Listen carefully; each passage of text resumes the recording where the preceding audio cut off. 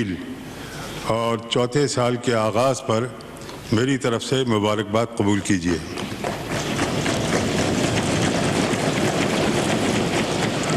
تین برس کا یہ سفر اس حقیقت کا غماد ہے کہ ہمارے سیاسی نظام میں اتنی صلاحیت پیدا ہو گئی ہے کہ وہ مختلف قسم کے بحرانوں کا سامنا کامیابی سے کر سکے۔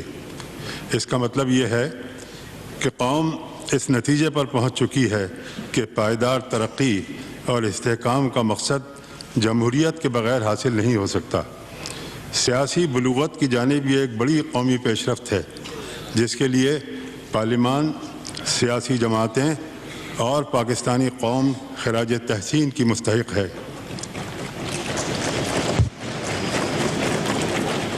میں آپ سب کو اس پیش رفت پر ایک بار پھر مبارکباد پیش کرتا ہوں۔ گزشتہ 3 برس کے دوران نرم گرم اور تلخ و شیریں ہر طرح کے ماحول میں ہمارا یہ جمہوری سفر کامیابی سے جاری و ساری رہا۔ اب یہ قوم کے ہر فرد، ہر طبقے اور ہر ادارے کی ذمہ داری ہے کہ وہ قومی زندگی میں فروغ پانے والے اس مثبت رجحان کو توانا اور قوی بنانے کے مشن میں دل و جان سے شریک رہے۔ تیز ترک گامزن منزل ماں دور نیست۔ جمہوریت کی آبیاری اور افزائش کے ذریعے ہی عوام کی خدمت اور ان کے معیار زندگی میں بہتری پیدا ہوتی ہے اور نظام کو مزید مستحکم اور پائیدار بنایا جا سکتا ہے۔ جو حکومتیں فرد اور ریاست کے تعلق کی اس نوعیت کو سمجھ کر قانون کی یکساں حکمرانی، معاشی ترقی اور عوام کو ان کے بنیادی ضرورتوں کی فراہمی کو یقینی بنا دیتی ہیں، ایسی حکومتیں مشکل مقامات سے بآسانی گزر کر نظام اور جمہوریت کے استحکام کا ذریعہ بن جاتی ہیں۔ مجھے خوشی ہے کہ حکومت اور حزب اختلاف دونوں اس حقیقت سے آگاہ ہیں اور اپنی پالیسیاں اسی فلسفے کی روشنی میں ترتیب دے رہی ہیں جس کے نتیجے میں جمہوریت مستحکم ہو رہی ہے۔ میں چاہوں گا کہ حکومت چاہے کسی بھی جماعت کی ہو، وہ اپنی پالیسیاں اسی آزمودہ اصول کی روشنی میں ترتیب دے تاکہ جمہوری نظام کی جڑیں مضبوط ہوں اور پاکستانی عوام آسودگی اور خوشحالی کی زندگی بسر کر سکیں۔ معزز ارکان پارلیمان، کسی قوم کی ترقی اور خوشحالی کا اندازہ اس کی معاشی کارکردگی سے لگایا جا سکتا ہے۔ ایک پرانے سیاسی کارکن اور معاشیات کے طالب علم کی حیثیت سے میری نظر ہمیشہ ان معاملات پر رہی ہے۔ خطے میں پائی جانے والی بے چینی کئی دہائیوں سے جاری جنگوں، دہشت گردی اور مختلف ادوار کے دوران مالی نظم و نسق برقرار رکھنے میں ناکامی کی وجہ سے ملک بہت سے مسائل سے دوچار رہا ہے، جس سے قومی آمدنی اور پیداوار تشویشناک حد تک متاثر ہوئی، اور یہ صورتحال تقاضا کرتی تھی کہ زر مبادلہ کے ذخائر اور قومی پیداوار میں اضافے کے ساتھ بجٹ خسارے اور اشیاء صرف کی بڑھتی ہوئی قیمتوں میں کمی لائی جائے۔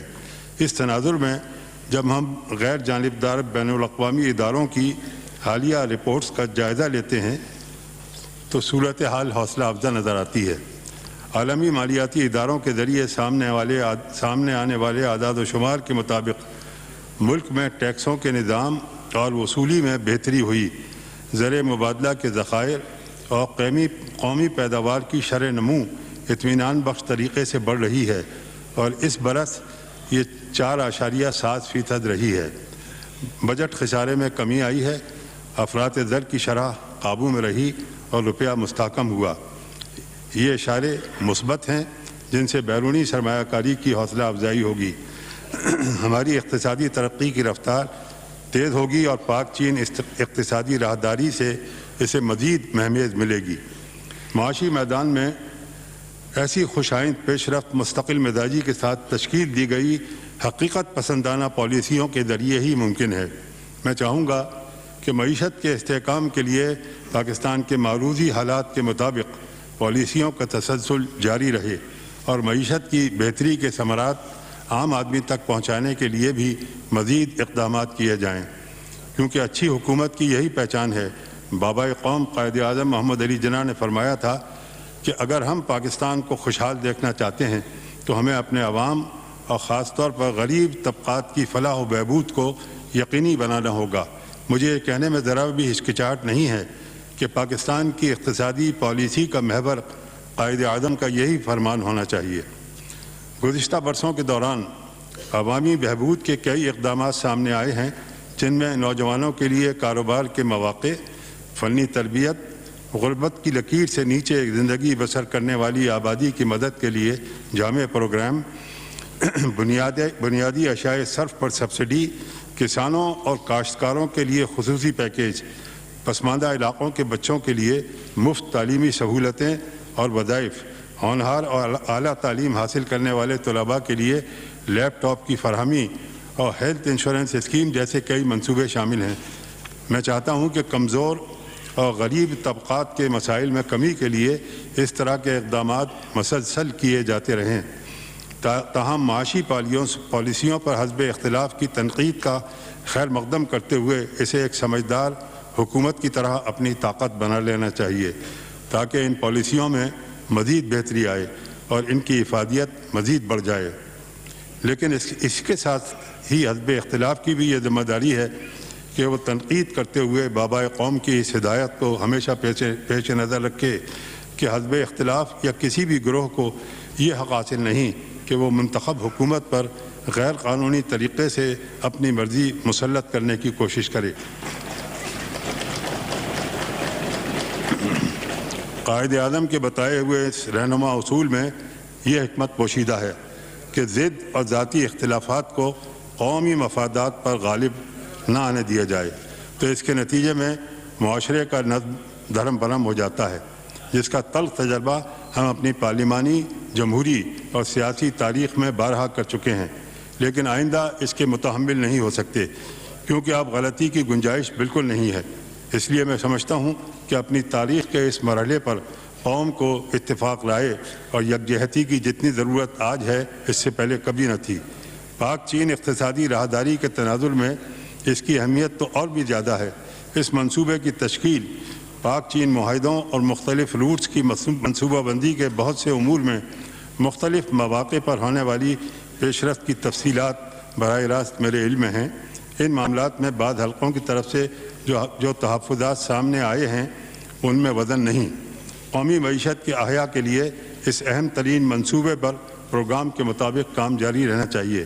مجھے امید ہے کہ اس معاملے میں قومی اتفاق رائے کے لیے مؤثر کوششیں کی گئی ہیں جن سے شکوک و شبہات کے خاتمے میں مدد ملی ہے، لیکن اگر ہمارے درمیان اس منصوبے کے کسی بھی پہلو کے بارے میں خواہ چند لوگوں کے ذہن میں ہی کوئی خدشہ ہے تو بات چیت کے ذریعے اسے بھی دور کیا جائے تاکہ غیروں کو کسی قسم کی شہ نہ مل سکے۔ پاک چین اقتصادی راہداری قومی معیشت کی احیاء کے لیے کتنی اہم ہے یہ محتاج بیان نہیں، لیکن میں آپ کو یہ ضرور بتاؤں کہ اس راہداری سے مستفید ہونے کے لیے ہمارے پڑوسی خاص طور پر وسط ایشیا کے ممالک نے ابھی سے تیاری شروع کر دی ہے۔ کئی ممالک کے قائدین نے مجھے ذاتی طور پر بتایا کہ یہ راہداری ان کی معیشت کی ترقی کے لیے ایک سنہری موقع ثابت ہوگی۔ پاکستان اور تاجکستان کے درمیان زمینی روابط بڑھانے کے لیے جن شاہراہوں کی تعمیر کے معاہدے ہوئے ہیں ان کا سبب بھی یہی راہداری ہے۔ اس لیے میں اپنے ہم وطنوں سے صرف اتنا کہوں گا کہ اٹھ کے اب بزم جہاں کا اور ہی انداز ہے، مشرق و مغرب میں تیرے دور کا آغاز ہے۔ اب ضرورت اس امر کی ہے کہ اقتصادی راہداری کے خواب کو حقیقت میں بدلنے کے لیے تندہی سے کام کیا جائے۔ اس سلسلے میں چینی ماہرین اور کارکنوں کی حفاظت کے لیے خصوصی سیکورٹی ڈویژن کا قیام عمل میں آ گیا ہے اور سڑکوں کی تعمیر کا سلسلہ بھرپور طریقے سے جاری ہے۔ مجھے امید ہے کہ اقتصادی راہداری کے مغربی اور چند دوسرے روٹس پر بیشتر کام اس سال کے آخر تک مکمل ہو جائے گا، جبکہ اس منصوبے کے کلی طور پر مکمل ہونے میں کچھ وقت لگے گا۔ اس دوران ملک میں کئی بار انتخابات ہوں گے اور کئی حکومتیں ملک کی باغ ڈور سنبھالیں گی۔ اقتصادی راہداری منصوبے کے اس نظام الاوقات سے واضح ہے کہ اس کا تعلق کسی حکومت، کسی جماعت یا چند خاص سیاسی شخصیات کے مفاد سے نہیں، بلکہ یہ خالصتاً ایک قومی منصوبہ ہے۔ اس لیے یہ قوم کی ذمہ داری ہے کہ وہ ہر قسم کے تحفظات کو بالائے طاق رکھتے ہوئے اس منصوبے کی راہ میں حائل ہر داخلی و خارجی رکاوٹ کو ناکام بنا دے تاکہ قوم معاشی خود انحصاری کی منزل حاصل کر سکے۔ یاد رکھیے، جو قومیں اپنے داخلی تنازعات کے سبب اقتصادی استحکام سے محروم رہتی ہیں انہیں غیروں کے سامنے ہاتھ پھیلانے پڑتے ہیں، اور جو قومیں اپنے تضادات پر قابو پا کر معیشت کو مضبوط بنا لیتی ہیں زمانہ ان کے سامنے سرنگوں ہو جاتا ہے اور وہ اپنے مقدر کو سنبھالنے اور اپنی مرضی کے مطابق فیصلے کرنے میں آزاد ہو جاتی ہیں۔ ہمیں بھی یہی کرنا ہے۔ اس مقصد کے لیے ابھی کچھ مزید مشکل فیصلے کرنے ہوں گے، لیکن اس کے ساتھ ہی آسودہ حال طبقات اور کاروباری و صنعتی شعبوں کا بھی فرض ہے کہ وہ اپنی ذمہ داری خوش دلی سے پوری کریں تاکہ ہم سب اپنے وطن کے طفیل جن سہولتوں اور نعمتوں سے فیضیاب ہو رہے ہیں ان کا حق ادا کر سکیں، جس کا سب سے بڑا طریقہ ٹیکس کی ادائیگی ہے۔ زندہ قومیں اپنی یہ ذمہ داری قومی اور سماجی فریضہ سمجھ کر ادا کرتی ہیں۔ اس کے ساتھ ہی حکومت کی یہ ذمہ داری ہے کہ وہ ٹیکس وصولی کے دائرے میں مزید وسعت کی تدابیر کرے اور اس سلسلے میں حقیقت پسندانہ پالیسی تیار کر کے ٹیکس وصولی کے نظام میں بہتری لانے کا سلسلہ جاری رکھے۔ ان معاملات میں ہمارے یہاں نظیریں موجود ہیں اور کاروباری برادری کے تعاون سے مزید بہتر تجاویز بھی تیار کی جا سکتی ہیں۔ معزز اراکین پارلیمان، حکمراں اور حکومتیں آتی جاتی رہتی ہیں لیکن ریاست برقرار رہتی ہے اور یہی حقیقت پورے نظام کی بنیاد ہے۔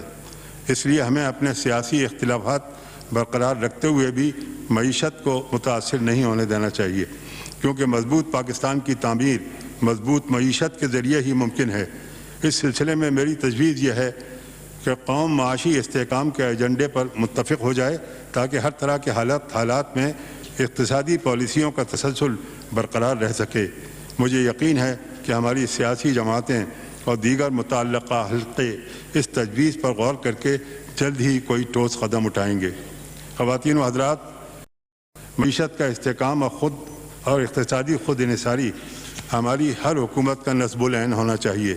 جرأت مندانہ معاشی فیصلے اور اقتصادی راہداری کی تعمیر جیسے منصوبے انہی مقاصد کی جانب پہلا قدم ہیں جن کے رو بعمل آنے سے نہ صرف علاقائی روابط یعنی کنیکٹیویٹی میں اضافہ ہوگا بلکہ انفراسٹرکچر کی تعمیر میں بھی مدد ملے گی۔ معاشی استحکام کا یہ مقصد اس وقت تک حاصل نہیں ہو سکتا جب تک ہم توانائی کے معاملے میں مکمل طور پر خود کفیل نہ ہو جائیں۔ یہی وجہ تھی کہ بجلی کی پیداوار کے منصوبوں کو اقتصادی راہداری کے منصوبے کا حصہ بنا دیا گیا۔ اب اس کے فوائد سامنے آ رہے ہیں۔ بجلی کی پیداوار میں اضافہ ہو رہا ہے اور اس کی تقسیم کے نظام میں بہتری آئی ہے، جس سے عوام نے کافی حد تک سکون کا سانس لیا ہے۔ میں توقع کرتا ہوں کہ 2018 تک بجلی کے تمام منصوبوں کی تکمیل کے بعد توانائی کے بحران پر قابو پا لیا جائے گا۔ توانائی کے بحران کی ایک بڑی وجہ قدرتی گیس کے ذخائر میں پیدا ہونے والی کمی بھی تھی۔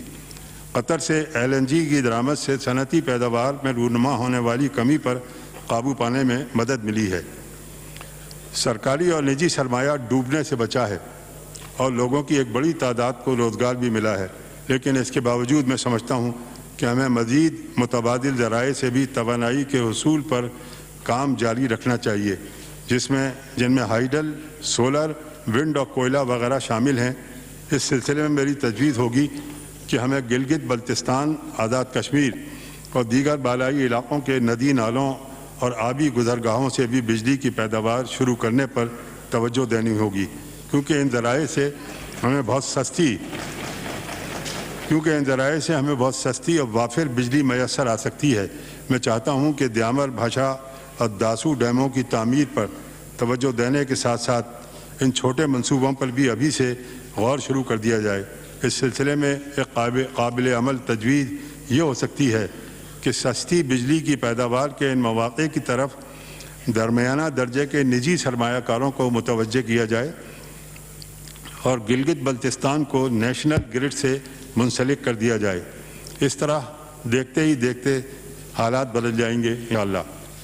بجلی کی پیداوار میں اضافے کے ساتھ ساتھ اس کی ترسیل کے نظام میں بھی بہتری اور سرمایہ کاری کی ضرورت ہے، تاکہ جس علاقے میں بجلی پیدا ہو سرمایہ کار اور تقسیم کار کو اسی علاقے میں بجلی فروخت کرنے کی اجازت مل جائے، تو اس کے نتیجے میں ہمارے ہاں سرمایہ کاری بھی بڑھ جائے گی اور بجلی کی پیداوار اور تقسیم کے نظام میں بھی خاطر خواہ بہتری آ جائے گی۔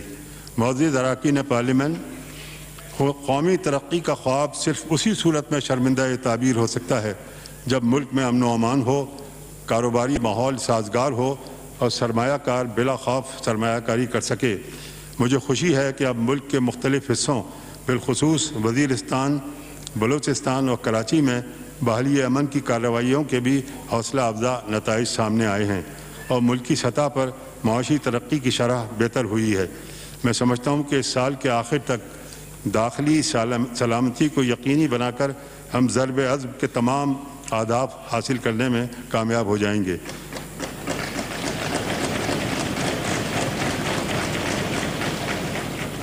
اس لیے اب ہمیں اپنی توجہ ان آپریشن سے حاصل ہونے والے نتائج کو برقرار رکھنے پر بھی مبذول کرنی چاہیے۔ اس سلسلے میں ضروری ہے کہ متعلقہ علاقوں میں سول انتظامیہ کی بھی رٹ بحال کر کے ذمہ داریاں بتدریج اسے منتقل کر دی جائیں۔ ملک بھر اور خاص طور پر متاثرہ علاقوں میں ماضی کے تکلیف دہ حالات کے اعادے سے بچنے کے لیے خصوصی منصوبے بنائے جائیں۔ ایسے تاجر اور صنعت کار جن کے کاروبار تباہ ہو چکے ہیں، ان کی بحالی کے لیے سہولتیں فراہم کی جائیں تاکہ ان علاقوں کے لوگ ایک بار پھر زندگی کی گہما گہمی میں شریک ہو سکیں۔ اس مقصد کے لیے ان علاقوں کے نوجوانوں کو مایوسی سے بچانا اور ماضی کی تلخ یادوں سے ان کا پیچھا چھڑانا ناگزیر ہے تاکہ وہ مستقبل کی ذمہ داریاں سنبھالنے کے لیے تیار ہو سکیں۔ اس سلسلے میں اسکولوں، کالجوں، گلی کوچوں سے لے کر قومی سطح پر کھیلوں کے فروغ کے لیے بھرپور پالیسی تشکیل دی جائے اور ایسے انتظامات کیے جائیں کہ کھیل کے میدانوں میں زندگی کی ایک نئی لہر دوڑ جائے تاکہ ملک میں صحت مند سرگرمیاں فروغ پا سکیں اور بیرون ملک وطن عزیز کا سبز ہلالی پرچم بلند ہو سکے۔ خواتین و حضرات، پاکستان اس اعتبار سے دنیا کے خوش قسمت ترین ملکوں میں سے ہے جس کی آبادی کا غالب حصہ نوجوانوں پر مشتمل ہے، جسے مفید طاقت میں بدلنا ہماری ذمہ داری ہے تاکہ وہ اپنے مستقبل کے بارے میں پراگندہ خیالی کا شکار نہ ہوں اور ان کا ذاتی اور قومی ایجنڈا ہم آہنگ ہو جائے۔ یہ انتہائی نزاکت، باریک بینی اور کھلے ذہن کے ساتھ کرنے والا کام ہے۔ معیشت کی طرح اس معاملے میں بھی حکومت اور حزب اختلاف کے درمیان مکمل ہم آہنگی ہونی چاہیے۔ یاد رکھیے، اگر ہم نوجوانوں کو قومی مقاصد کے حصول کے لیے اپنی قوت میں بدلنے میں کامیاب ہو گئے تو ہمارے بیشتر مسائل حل ہو جائیں گے، جن میں انتہا پسندی کا مسئلہ بھی شامل ہے۔ مستقبل میں اس طرح کے حالات سے بچنے کے لیے دانشورانہ سطح پر بھی کام کرنے کی ضرورت ہے۔ میں چاہتا ہوں کہ اس سلسلے میں ملک کے غیر جانبدار و غیر سیاسی علماء اور سماجی علوم کے ماہرین کا ایک گروپ تشکیل دیا جائے جو انتہا پسندی کے اسباب کا مطالعہ کر کے جوابی بیانیہ کی تیاری میں ریاست کے ساتھ شریک ہو جائے۔ اس میں کوئی شبہ نہیں کہ ہمارا دین، اخلاقی اقدار اور ملک کا قانون خونریزی عبادت گاہوں کی بے حرمتی، خاص طور پر اقلیتوں کے ساتھ زیادتی کی اجازت نہیں دیتا، لیکن ہم یہ بات جن لوگوں کو سمجھانا چاہتے ہیں ان سے انہی کی زبان، اسلوب اور دلائل کے ساتھ بات کرنی ہوگی۔ میں سمجھتا ہوں کہ ہمارا یہ قدم حالات میں بہتری لانے کے ساتھ ساتھ مستقبل کے لیے پیش بندی کا ذریعہ بھی ثابت ہوگا۔ خواتین و حضرات، دہشت گردی کے خلاف جنگ میں قوم نے بے مثال عزم و ہمت کا مظاہرہ کیا ہے۔ قوم اس جنگ میں شہید ہونے والے مرد و زن، بزرگوں اور بچوں کو اپنا محسن سمجھتی ہے۔ میں چاہتا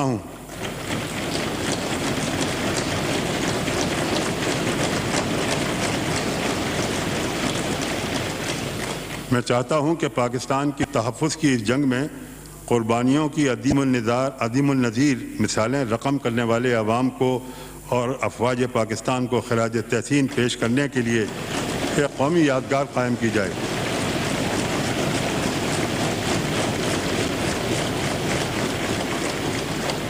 ایک قومی یادگار قائم کی جائے جس پر اس جنگ میں شہید ہونے والے ہر فرد کا نام کندہ کیا جائے۔ زندہ قومیں اپنے شہیدوں کو ہمیشہ ایسے ہی عزت و احترام دیا کرتی ہیں جس کی دنیا میں بے شمار مثالیں موجود ہیں۔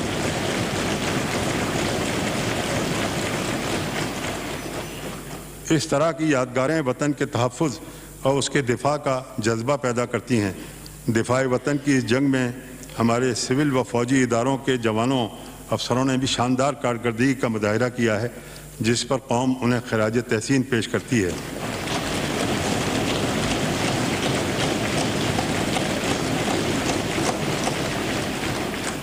میں سمجھتا ہوں کہ ہمارے ان جیدار جوانوں نے اپنی دلیری اور جانبازی کے مظاہروں سے قوم کا سر فخر سے بلند کر دیا ہے۔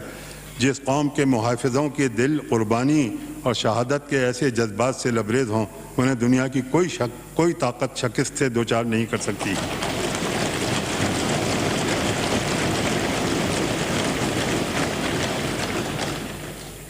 ہم اپنی افواج کی قربانیوں کی قدر کرتے ہیں اور سمجھتے ہیں کہ قوم بدامنی کے مستقل خاتمے کے لیے ان اداروں کی پشت پر کھڑی ہو جائے۔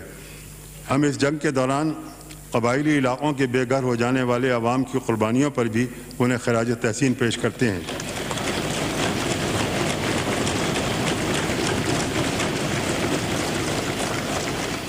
امن و امان کی بحالی کے بعد ہمارے ان بھائی بہنوں کی اپنے گھروں کو واپسی کا سلسلہ جاری ہے۔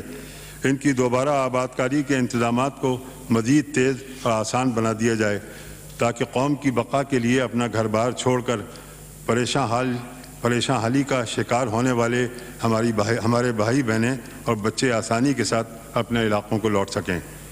دہشت گردی کے خلاف جنگ میں قربانیاں دینے والے بہادروں کی طرح انسداد پولیو مہم میں جان کی قربانی پیش کرنے والے رضاکار اور پولیس کے افسر و جوان بھی ہمارے ہیرو ہیں۔ ہم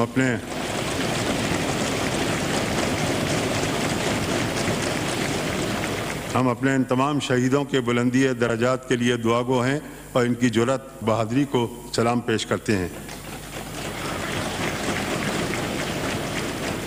جناب چیئرمین و اسپیکر قومی اسمبلی، پاکستانی قوم کی خواہشات کی ترجمانی کرنے والے اس فورم کے ذریعے میں عالمی برادری تک قوم کے جذبات و احساسات بھی پہنچانا چاہتا ہوں۔ ہم دنیا پر واضح کرتے ہیں کہ ہماری خارجہ پالیسی کی بنیاد امن برائے ترقی اور پرامن ہمسایگی ہے۔ یہ پالیسی بانی پاکستان قائد اعظم محمد علی جناح کی تعلیمات کی روشنی میں تشکیل دی گئی تھی، جس میں انہوں نے فرمایا تھا کہ ہماری خارجہ پالیسی تمام اقوام عالم سے دوستی اور بھائی چارے پر مبنی ہوگی۔ ہم کسی قوم یا ملک پر جارحیت کا ارادہ نہیں رکھتے۔ ہم قومی اور عالمی معاملات میں ایمانداری اور غیر جانبداری پر یقین رکھتے ہیں۔ ہم واضح کرتے ہیں کہ پاکستان دنیا کے مظلوم اور کچلے ہوئے عوام کی مادی و اخلاقی مدد اور اقوام متحدہ کے منشور کی پاسبانی سے کبھی پیچھے نہیں ہٹے گا۔ انہی اصولوں کی روشنی میں ہماری خارجہ پالیسی کی 3 بنیادی نکات پر استوار کی گئی ہے۔ نمبر 1 تعمیری سفارتکاری، نمبر 2 عدم مداخلت، نمبر 3 تجارت کا فروغ اور معاشی تعاون۔ عالمی امن اور ہم آہنگی کے اپنے اس پرخلوص جذبے کے تحت ہم دنیا کے تمام ملکوں بالخصوص ہمسایہ ممالک کے ساتھ دوستانہ تعلقات اور پرامن بقائے باہمی کے خواہش مند ہیں۔ ہم سمجھتے ہیں کہ خطے کے مسائل کی بنیادی وجہ مسئلہ کشمیر ہے، تو تقسیم بر صغیر کا نامکمل ایجنڈا ہے۔ جب تک یہ مسئلہ مقبوضہ جموں کشمیر کے عوام کی خواہشات اور اقوام متحدہ کی قراردادوں کے مطابق طے نہیں ہو جاتا، اس وقت تک خطے کے مسائل حل نہیں ہو سکیں گے۔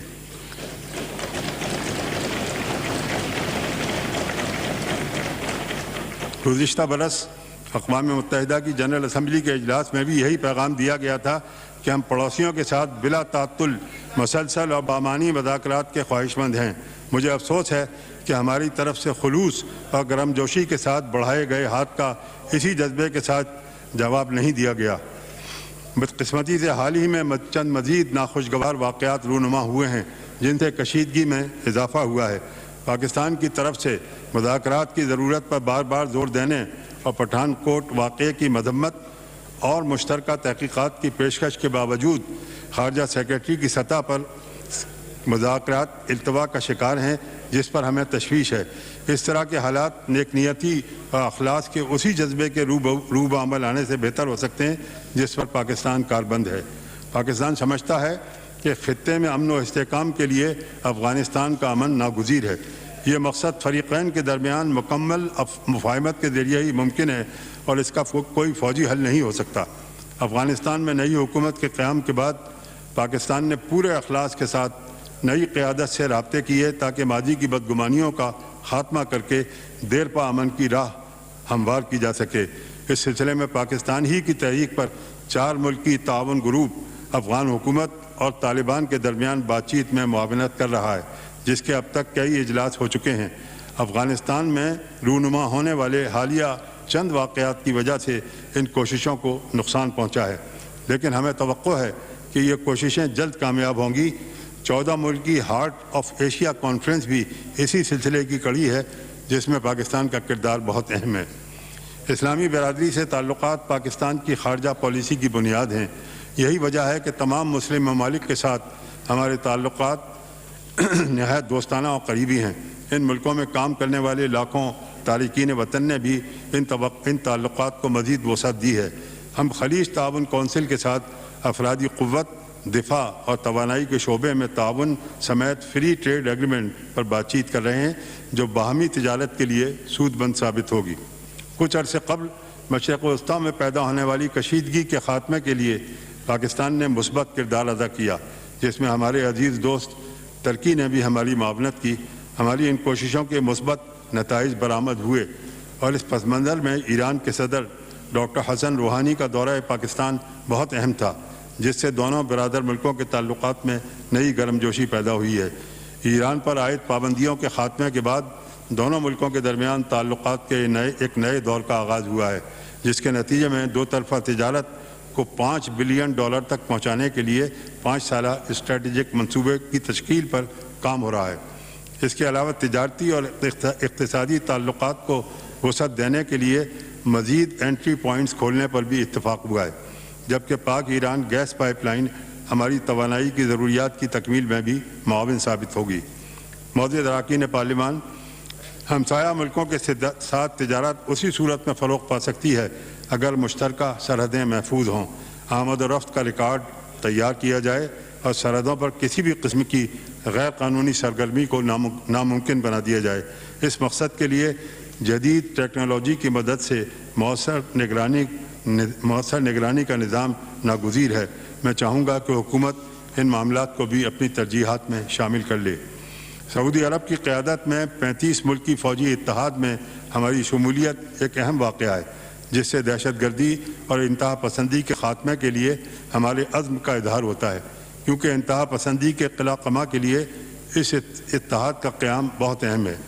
وسط ایشیائی اور دیگر ہمسایہ ریاستوں کے ساتھ پاکستان کے پرجوش قریبی تعلقات کے ایک نئے دور کا آغاز ہو چکا ہے، جو آنے والے برسوں میں سیاسی اور اقتصادی ہی نہیں، سماجی اور ثقافتی شعبوں تک بھی وسیع ہو جائیں گے۔ ان دوست اور برادر ملکوں کے ساتھ ہمارے تعلقات خطے میں تعاون اور ترقی کے ایک نئے شاندار دور کی نوید ثابت ہوں گے۔ انہی پرخلوص دوستوں کے تعاون سے پاکستان نے شنگھائی تعاون تنظیم کی رکنیت حاصل کی، جس سے روسی فیڈریشن کے ساتھ ہمارے تعلقات کو ایک نئی جہت ملی۔ حال ہی میں دونوں ملکوں کے درمیان دفاعی تعاون کا ایک سمجھوتا بھی ہوا ہے۔ تعاون کے ایک اور معاہدے کے تحت کراچی سے لاہور تک گیس پائپ لائن بچھانے کے لیے $2 ارب کی سرمایہ کاری متوقع ہے، جو دونوں ملکوں کے درمیان بڑھتے ہوئے خوشگوار تعلقات کا مظہر ہے۔ برادر مسلم ممالک تاجکستان اور ترکمانستان کے صدور نے گزشتہ برس پاکستان کے دورے کیے، جن میں تاریخ ساز معاہدے ہوئے۔ حال ہی میں کاسا 1000 منصوبے کا آغاز ہوا ہے۔ اسی طرح ٹاپی گیس پائپ لائن منصوبے کا افتتاح بھی ہوا ہے۔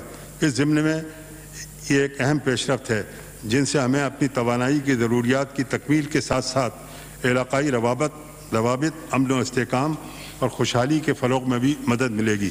میں سمجھتا ہوں کہ وسط ایشیائی ملکوں کے ساتھ تعلقات کا یہ نیا دور تاریخ کا ایک اور اہم سنگ میل بن جائے گا۔ اسی خطے کے ایک اور اہم ملک بیلاروس کے ساتھ بھی ہمارے تعلقات فروغ پذیر ہیں۔ بیلاروس کے صدر اور وزیر اعظم نے یکے بعد دیگرے پاکستان کے دورے کیے ہیں۔ مجھے خوشی ہے کہ اس گرمجوشی کا جواب گرمجوشی کے ساتھ دیا گیا۔ دونوں ممالک کے درمیان باہمی روابط کے نہایت مفید نتائج سامنے آئے ہیں۔ اس سے قبل میں نے آذربائیجان کا دورہ کیا تھا، جس سے دونوں برادر ملکوں کے درمیان مزید قربت پیدا ہوئی اور تعاون کے کئی سمجھوتے بھی عمل میں آئے۔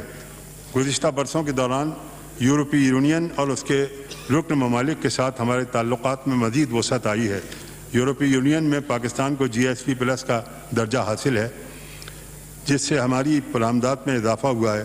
برطانیہ کے ساتھ اسٹریٹجک مذاکرات میں مزید موضوعات کو شامل کر لیا گیا ہے، جو دونوں ملکوں کے بڑھتے ہوئے تعلقات کا مظہر ہے۔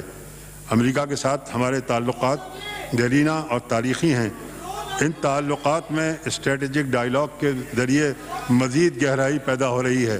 بات چیت کے ایجنڈے میں معیشت، توانائی، تعلیم، سلامتی، سائنس اور ٹیکنالوجی کے شعبے بھی شامل کر لیے گئے ہیں، جبکہ باہمی تحفظات کے خاتمے اور تعاون میں اضافے کے امکانات پر بھی مذاکرات جاری ہیں، جو باہمی تعاون میں اضافے کا ذریعہ بنیں گے۔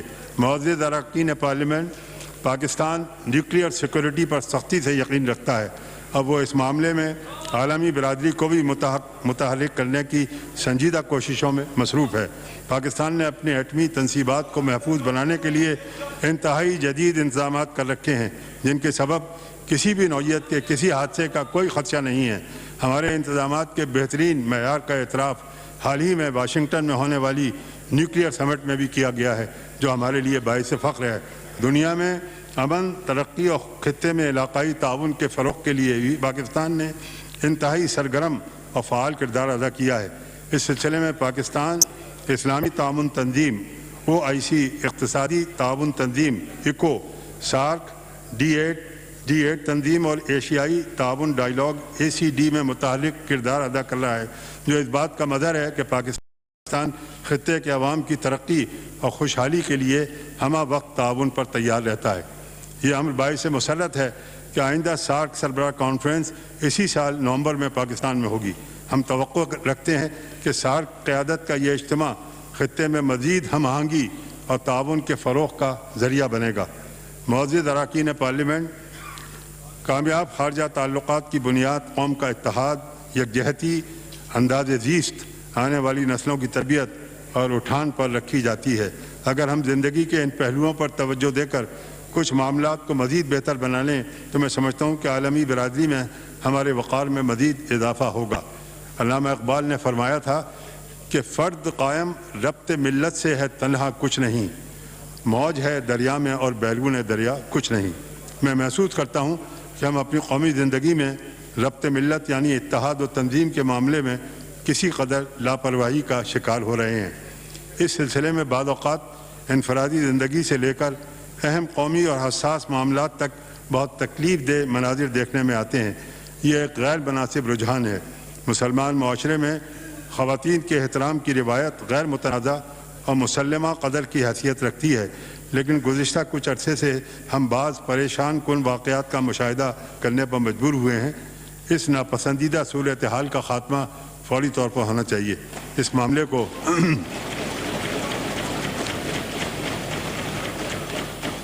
معاملے کو سیاست سے زیادہ دینی، اخلاقی اور تہذیبی مسئلہ سمجھنا چاہیے، لہذا اس کے حل کے لیے ہمیں سیاست سے بالا تر ہو کر انہی عوامل کو پیش نظر رکھنا ہوگا۔ خواتین معاشرے کا ایک قابل قدر حصہ ہیں جنہیں قومی دائرے میں شریک کیے بغیر ترقی کا حصول ممکن نہیں ہے۔ اس لیے انہیں خود مختار بنانے کے لیے ریاست نے کئی مؤثر اقدامات کیے ہیں، جن میں قانون سازی بھی شامل ہے۔ میں سمجھتا ہوں کہ قومی ترقی کی رفتار کو تیز کرنے کے لیے خواتین کو ورک فورس کا حصہ بنایا جائے اور پرائمری تعلیم کا شعبہ مکمل طور پر ان کے سپرد کر دیا جائے۔ خواتین و حضرات، قائد اعظم ایک ایسے نظام تعلیم کے تشکیل کے خواہش مند تھے جن کے ذریعے ہمارے بچے اپنے تاریخ و تہذیب اور جدید دنیا سے مطابقت پیدا کر کے اقوام عالم میں پاکستان کا نام روشن کر سکیں۔ 18ویں ترمیم کے تحت تعلیم کا معاملہ اگرچہ صوبوں کے سپرد ہے، لیکن مشترکہ قومی مقاصد اور مسلمہ ملی و دینی اقدار کی ترویج کے لیے پاکستان کے تمام صوبوں اور علاقہ جات کے تعلیمی نظام میں یکسانیت بہرحال ہونی چاہیے۔ میں نے وزیر اعظم کی توجہ اس جانب مبذول کرائی تھی جس پر وفاقی وزارت تعلیم و پیشہ ورانہ تربیت کام کر رہی ہے۔ مجھے امید ہے کہ ان کی کوششوں کے خاطر خواہ نتائج جلد برآمد ہوں گے، جس سے علمی اور تہذیبی قدروں کی آبیاری ہوگی، ایک دوسرے کے احترام کی روایت مضبوط ہوگی اور قانون کی پاسداری کی عادت پختہ ہوگی۔ یہ ایک تاریخی حقیقت ہے کہ کوئی قوم عالمی برادری میں اس وقت تک اپنا مثبت نقش قائم نہیں کر سکتی جب تک اس قوم کا ہر چھوٹا بڑا قانون کی حکمرانی پر یقین نہ رکھے۔ قوموں کے کردار میں یہ خوبی اچھی تعلیمی تربیت سے ہی پیدا ہوتی ہے۔ ملک کی ذمہ دار مؤثر شخصیات اور طبقات کے مثالی طرز عمل سے بھی اسے فروغ ملتا ہے۔ جو قومیں قانون کے احترام اور نظم و ضبط کی پابندی کا سبق سیکھ لیتی ہیں ان کی ترقی اور سربلندی کا راستہ ہموار ہو جاتا ہے۔ تاریخ بتاتی ہے جس قوم کی زندگی